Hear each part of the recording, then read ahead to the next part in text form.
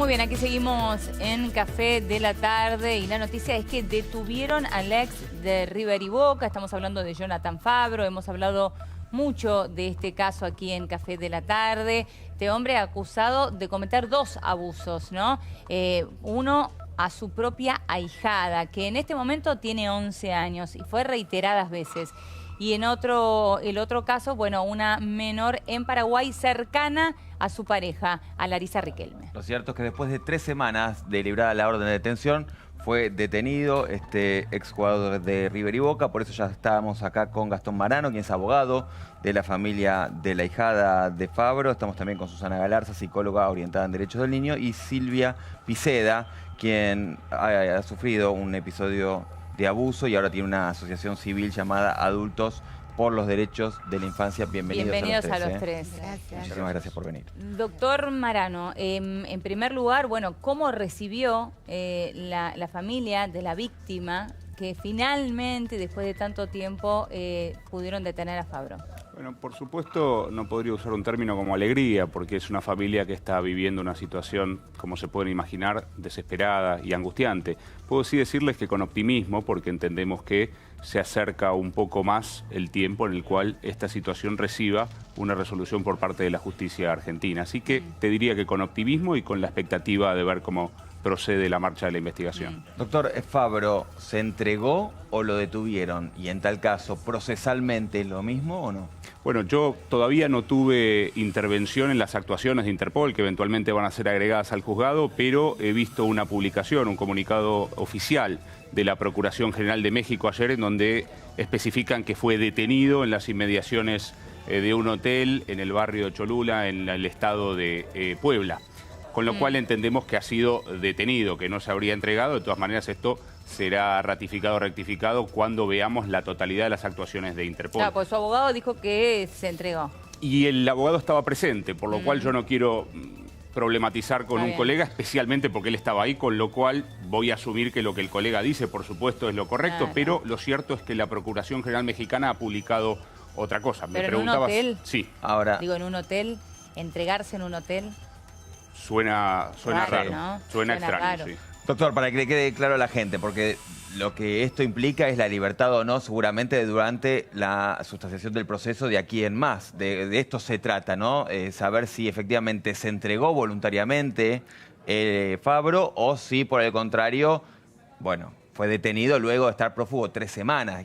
Esto no es lo mismo. No es lo mismo. Ninguna persona tiene la obligación de presentarse a la justicia al estar siendo buscada. Es decir, no comete ningún delito profugándose. Lo cierto es que eso puede tener un impacto. Claro. Es la actitud que asuma. Perdón, ¿no comete ningún delito profugándose? No comete ningún delito. No. La persona que se profuga en el sentido de que no cumple un llamado judicial no comete per se un delito. No existe la obligación en nuestro sistema de presentarse. No obstante, sobre lo que eso sí puede impactar es sobre el temperamento que el juez adopte respecto a las medidas de libertad. Porque claro está, no es lo mismo alguien que se somete voluntariamente al ejercicio de la justicia que alguien que tiene que ser rastreado por fuerza de seguridad y aprendido. Que no puede aducir que no lo sabía.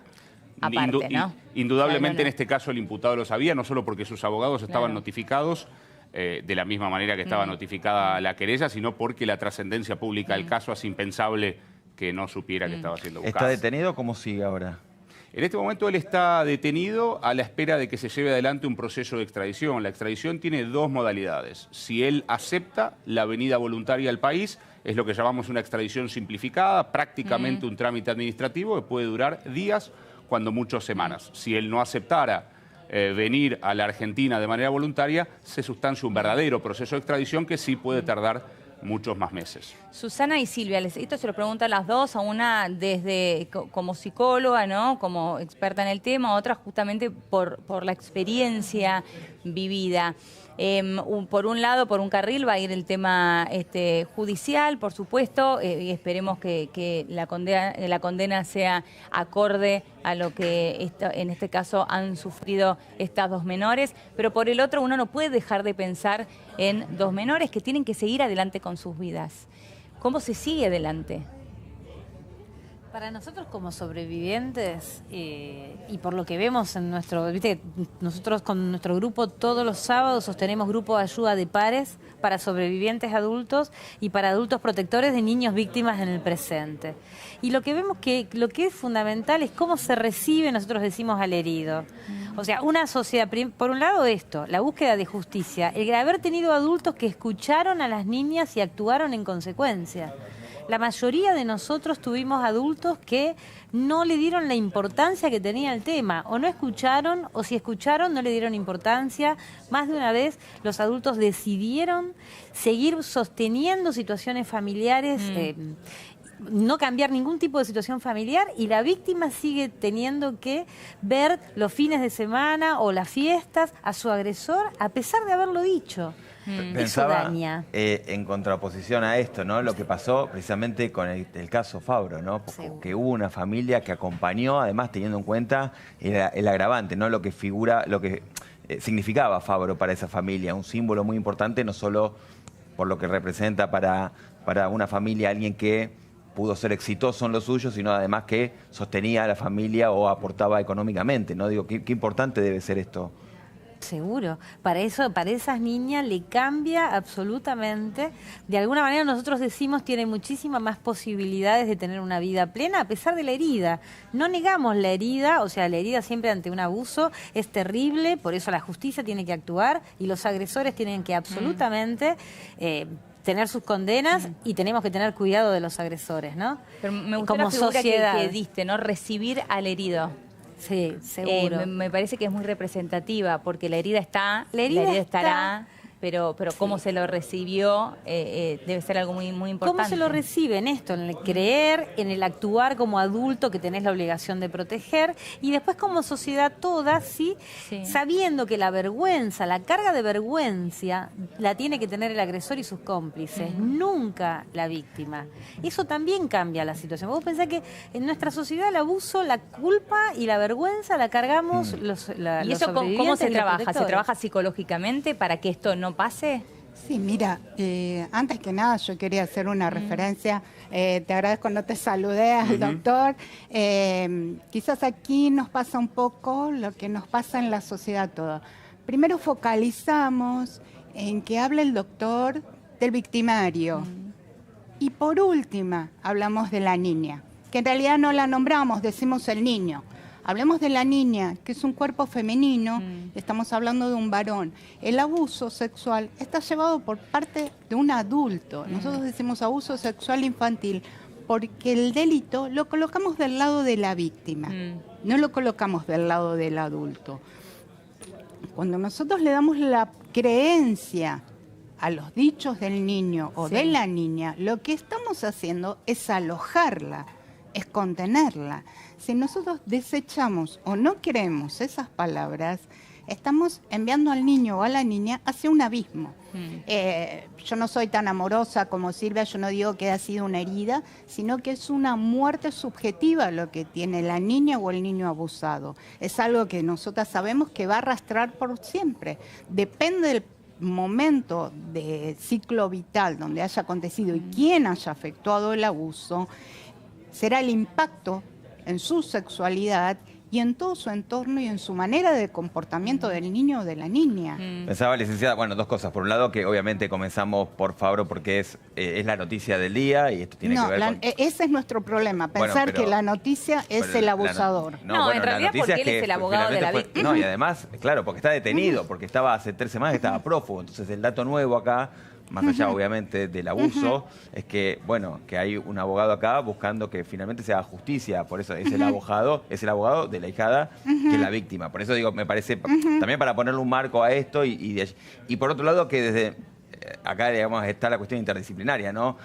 Desde el punto de vista penal, es cierto que el eje está puesto en el victimario. Digamos, acá hay una búsqueda, ¿no?, de hacer justicia y de precisamente que alguien responda por el delito que cometió. Sí, eso de todas maneras y afortunadamente está cambiando. Es decir, el esquema normativo del derecho penal ha puesto siempre el foco en el victimario y no en la víctima. Claro. Tenemos una reciente ley, tiene pocos meses, que pone el énfasis, a veces con algunas críticas que se le pueden hacer por supuesto, pero me parece en la dirección correcta, un poco más en la víctima del delito y en la participación de la víctima en el proceso, porque en última instancia el derecho penal fue concebido pensando que el ofendido en última instancia es el Estado, y todavía tenemos eso en nuestra formación jurídica. En realidad el ofendido puede ser el Estado en términos genéricos, pero siempre hay alguien particularmente damnificado. Pensando que hay otra rama que es la civil, ¿no? Que es la Sin que de duda. algún modo repara el daño, y el derecho penal lo que hace es precisamente, bueno, penar al victimario. Así fue pensado. Es la que digamos, llevó adelante Sí. Carolina Píparo, Matías Bañato, digo, para que la gente entienda, ¿no? Esta es la que hace referencia al doctor. En materia penal muchas veces el sistema penal, el sistema procesal penal revictimiza, de modo tal que no solo no colabora con reparar el daño, sino que causa un nuevo daño sobre el Totalmente. existente. Claro. Todas las medidas ponen el foco en la víctima, tratan de revertir eso. Bueno, y ese es un punto importante, ¿no?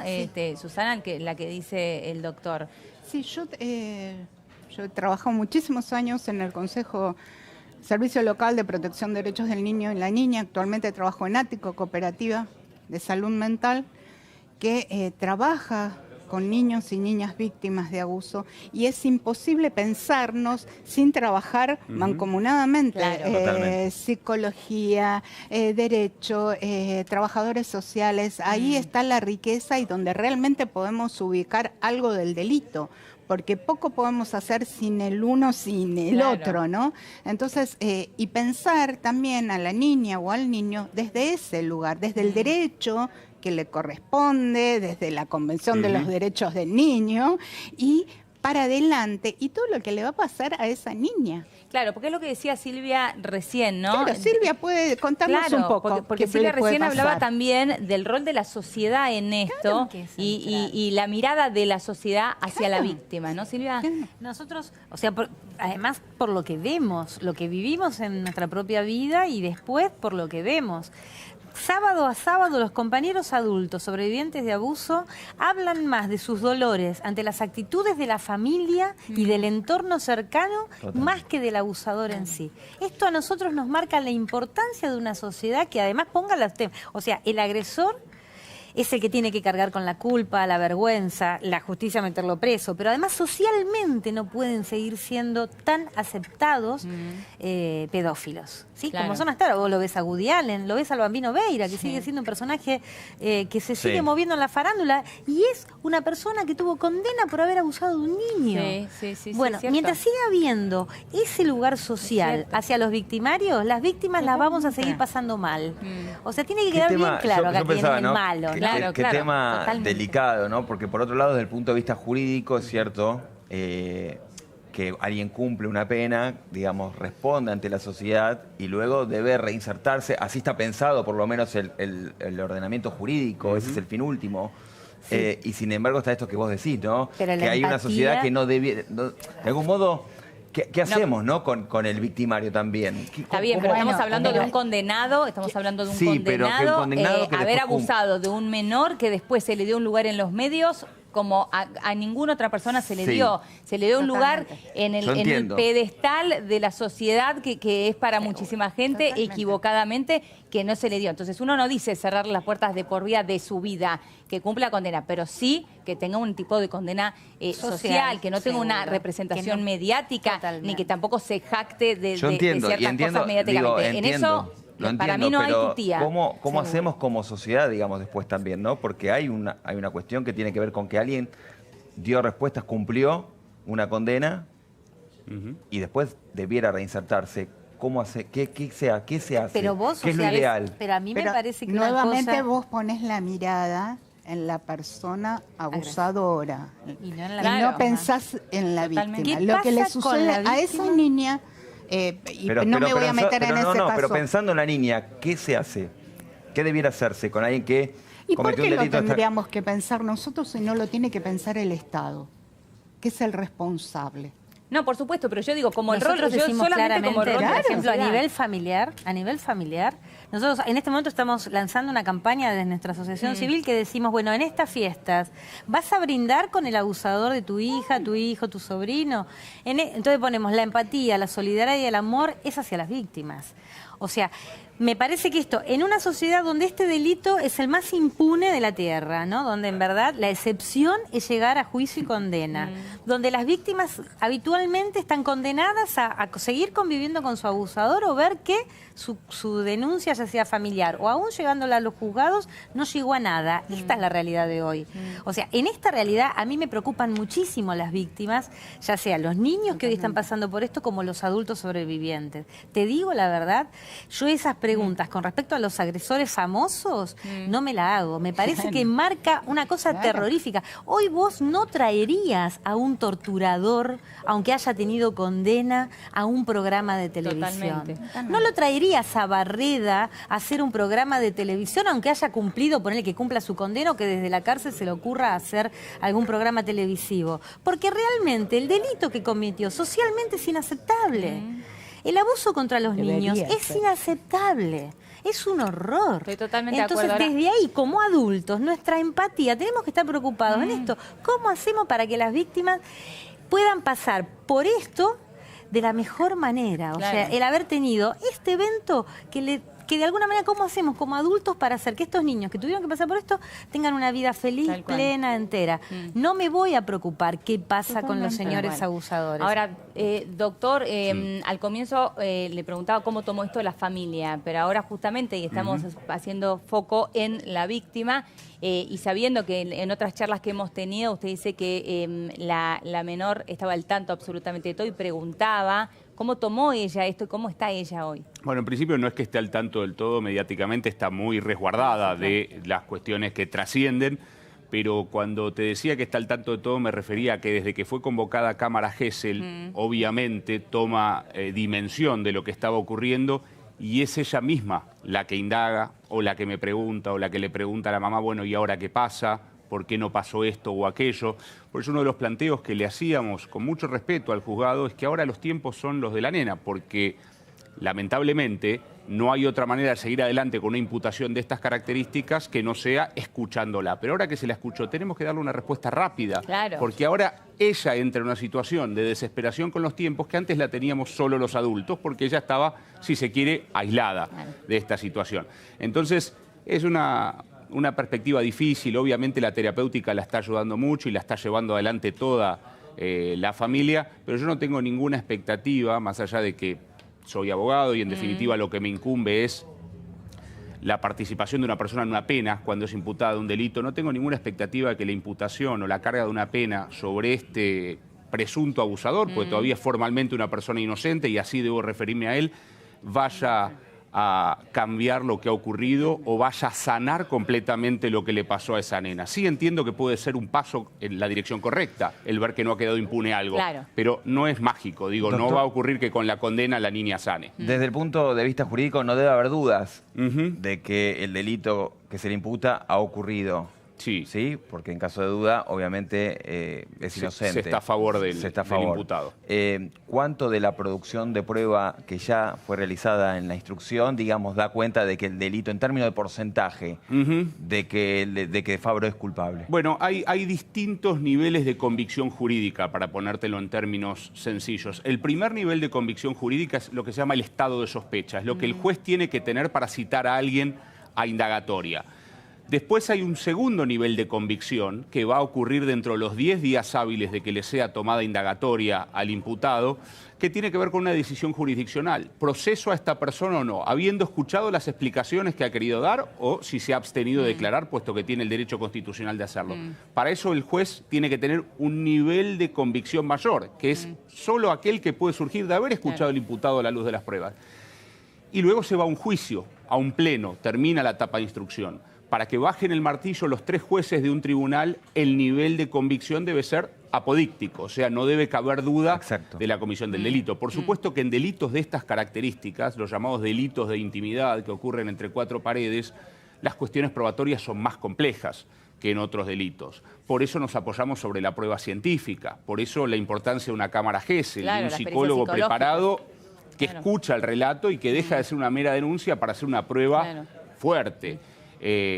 Por eso la importancia de todas las pruebas que se han colectado en la causa.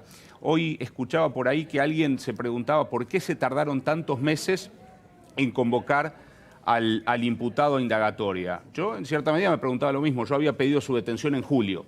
Pero lo cierto es que en última instancia el beneficiado, entre comillas, porque se haya recabado la totalidad de las pruebas antes de ser llamado a indagatoria, es el propio imputado, porque tiene la plena chance de refutarlas en la medida que pueda. Y en esta causa se han recabado todas las pruebas imaginables. Pero que de hecho vale aclarar que la cámara Gesell fue contundente, ¿no? Absolutamente contundente, para que no dejemos duda de eso. Por ¿no? eso, insisto con la pregunta, ¿cuánto de lo que se ha producido hasta ahora da certeza de que efectivamente a criterio de la querella no hay absolutamente ningún nivel de duda para la certeza que hay que tener a esta instancia del proceso de la existencia de los hechos y hasta el punto de las pruebas que tenemos de la autoría del imputado. Y esto no surge solamente de la denuncia de la mamá, sino que surge de la cámara Gesell, de las pericias psicológicas y los psicodiagnósticos que luego se llevaron adelante sobre la niña, de pericias tecnológicas que dan cuenta de comunicaciones inapropiadas entre los sujetos involucrados en el proceso, de testimoniales de personas cercanas que dan cuenta de circunstancias de tiempo y espacio en las que habrían ocurrido los hechos, de oficios a migraciones que nos dan fechas precisas de las venidas del imputado al país. Entonces, ha sido una causa en donde el marco probatorio fue amplio y a criterio de la querella apunta hacia un lugar bien definido, que es, debemos escucharlo en indagatoria, que dé las explicaciones y luego avanzar. Ahora, recién cuando yo le preguntaba por la víctima, usted decía, bueno, ahora ella necesita respuestas rápidas. Sí. Y la pregunta es para Susana y Silvia, ¿cuán importantes son esas respuestas rápidas para poder ir sanando o llevando adelante su vida de aquí en adelante? Desde lo que, por lo menos, desde lo que nosotros vemos, es la excepción. O sea, mi compañero Sebastián Cuatromo, cofundador de nuestro grupo, tuvo la extraña, si querés, suerte de haber logrado llevar a condena al que fue su abusador 20 años después de haber sido cometidos los abusos. Pero es una excepción. La regla en este delito es la absoluta impunidad del agresor. Por eso yo, además, yo lo que le digo a las mamás es, en general, y a los adultos protectores, nuestra suerte como sobrevivientes y adultos protectores, tenemos que de alguna manera separarla de la suerte de la judicial. Porque si nosotros atamos que nuestro único, en mi caso, yo soy sobreviviente de abuso y además me tocó ser madre protectora. Yo me casé con un abusador. Y cuando yo salgo a defender, a intentar cuidar a mi hija de su progenitor abusador, a mí legalmente me fue todo mal.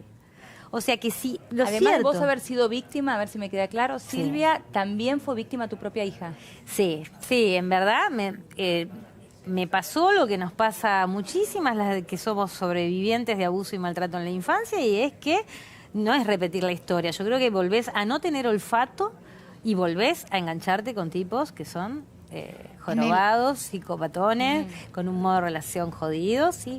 En el abuso lo que se da es una relación totalmente asimétrica y jerarquizada, donde está el poder, donde la niña, la víctima, queda en un lugar total de sumisión.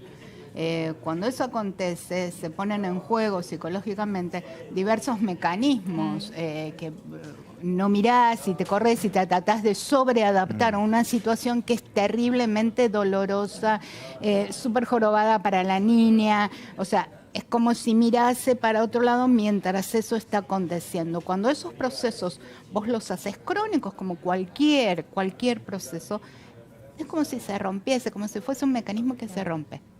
Entonces después, cuando seguís creciendo, cuando sos adulta, seguís con ese mecanismo roto. Y eso posibilita de que quizás no puedas defender a tu hija como quisieras defenderla, porque vos tenés ese mecanismo roto, porque eso te ha pasado. No es que vos seas responsable, no es que la mamá sea por responsable. supuesto que no. Perdón, tenemos, sí, para compartir un momento, para volver al caso Fabro, que también me gustaría analizar esto, ¿no? Porque es parte de la sociedad. Hasta hablamos de la pareja de Fabro, es Larisa Riquelme, quien hizo una manifestación pública a través de Instagram. Ahí está, Larisa Riquelme, siempre de tu mano, amor, Jonathan Fabro. Pueden hablar, opinar, acusarte, mas nadie sabe lo que hay detrás de esto. Ciertos medios se encargan de aclarar, según ellos, lo que ocurrió aquí en México. Lo cierto es que a vos no te dejaban salir de México por una causa abierta, por no haber declarado el ingreso de unos cheques del club JDC que te habían pagado en la causa argentina, pusiste tu vida en las manos de un abogado que hizo honor a su apellido, ya que se burló, se está refiriendo a burlando, por supuesto, de vos aceptando tu defensa. Sí. Más estuvo 8 meses sin que moviera un dedo a favor tuyo, sin presentar ninguna diligencia, dejando a la parte acusadora a su libre albedrío, sin avisarte que tenías que presentarte a declarar en la Argentina, dejando que libren una orden de captura por incomparecencia. Nos prohibió hablar a la prensa, luego entendimos el porqué. Cuando Carmelo Martínez fue a BBA a reunirse con él, no pudo venderle humo, no pudo justificar que ni siquiera copia del expediente tenía. Una vergüenza de profesional. Ahora contamos con los mejores abogados. Rodolfo Baqué, de Argentina, quien se va a encargar de mostrar tu inocencia haciendo lo que nunca hicieron, defenderte. Carmelo Martínez, de Paraguay, que vinieron hasta México el día de ayer para acompañar a los abogados mexicanos, Marco Aurelio Núñez Cue, Fernando Ruiz Contreras y Orlando Casas, para que tengas todas las garantías procesales a fin de que puedas ir a Argentina a brindar tu declaración, 8 meses que la gente te acusa, dejándote como el peor de todos, 8 meses sin poder defenderte, 8 meses de estar siendo juzgado por personas que no saben la verdad y se creen jueces. 8 meses que muchas se aprovecharon para acusarte de hechos similares. 8 meses que los medios se encargaron de desprestigiarte sin tener conocimiento, guiándose de lo que decía la parte acusadora a favor de ellos. Confío en Dios y sé que a partir de ahora, con los abogados honestos, todo se va a aclarar. Aquí lo único que existe son 3 víctimas de personas inescrupulosas que no les importó nada de nada. Estamos contigo, amor, te amamos. ¿Cómo hay que leer esto? A mí me parece como que es muy difícil aceptar algo así, es muy difícil aceptar. Yo no me pondría a juzgar en este momento, y ahí sí digo lo mismo que decía Susana, para esto tenemos al Estado. Cuando yo me encontraba en medio de la lucha judicial intentando proteger a mi hija, yo pedía, la ilusión era tener un Estado que venga, un juez que venga a poner orden a mi desorden. Claro. Porque asumir que vos te enamoraste, y que vos, o sea, te enamoraste, tuviste hijos con una persona que realmente le gustan los nenitos o las nenitas, es espantoso, es algo inaceptable. Vos sabés que ante esa desesperación que yo tuve, salí a buscar madres, empecé a armar grupo de madres, porque yo decía, ¿cómo se sigue la vida con esto? Y por eso empecé a formar el grupo de ayuda de pares, que lo continuamos hasta hoy, todos los sábados, que hoy está formado por sobrevivientes adultos y adultos protectores. Tenemos abuelos y abuelas protectores y protectoras, tenemos madres, tenemos padres. Y es muy lindo esto de ver cómo nos juntamos y compartimos de alguna manera el horror, y cómo en el hablar y el compartir la palabra vamos de alguna manera disolviendo esto que te digo que es intransferible. Es decir, en este caso, según lo que leemos de Larisa Riquelme, vos lo que crees es que no puede aceptar, no puede ver lo que está sucediendo al lado suyo. Es más, a más de una de las mamás como a mí, nos preguntás y en el fondo del alma queremos que nos demuestren que no pasó.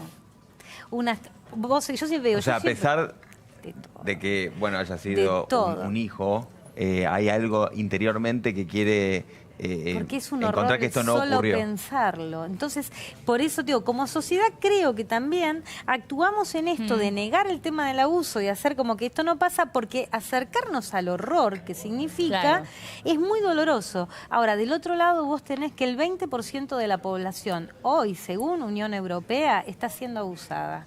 El 20%, el 20 porque es uno de cada 5 según Comunidad Europea, Unión Europea. O sea que el horror por lo que está pasando la niñez y por la que pasamos nosotros, necesitamos de adultos que en verdad digamos, bueno, esto es un horror, esto nos espanta. Por eso yo te decía esto, tenemos que hacer grupo para ver cómo hacemos, primero, sabiendo que los abusadores están entre nosotros, están en nuestras familias, están en nuestros ámbitos de trabajo, en nuestros ámbitos políticos. Y las víctimas también. Entonces, ante eso yo creo que tenemos que trabajar muchísimo en el sostén de los sobrevivientes y las víctimas actuales y no dar apoyo, en verdad, por lo menos, mientras la justicia hace lo que tiene que hacer, la sociedad no dar apoyo y sostén a los abusadores. No avalar con el silencio también, ¿no? Y con la práctica. Pero y con la práctica. Cuando vos hablas que hay una niña abusada, una mamá o un papá, no depende de quién sea el victimario, que también está siendo abusado. Hay una familia, hay un continente, hay una sociedad que está alojando el horror. Entonces, cuando el Estado, a través de la justicia, de los jueces, no se hace cargo de ese horror, nos deja sumergido ahí, entonces nosotros no vemos. Claro, porque estamos en el medio del abismo. Entonces esto que le acontece, este abuso, en esta relación asimétrica en la niñez, después se sigue reproduciendo en los femicidios. Vos te das cuenta, hay muchísima semejanza entre violencia de género, abuso sexual, que se llama abuso sexual infantil, que debería llamarse abuso sexual llevado por parte de un adulto, para tener bien claro eso, y lo que es el abuso político. Siempre son relaciones de fuerza, de poder.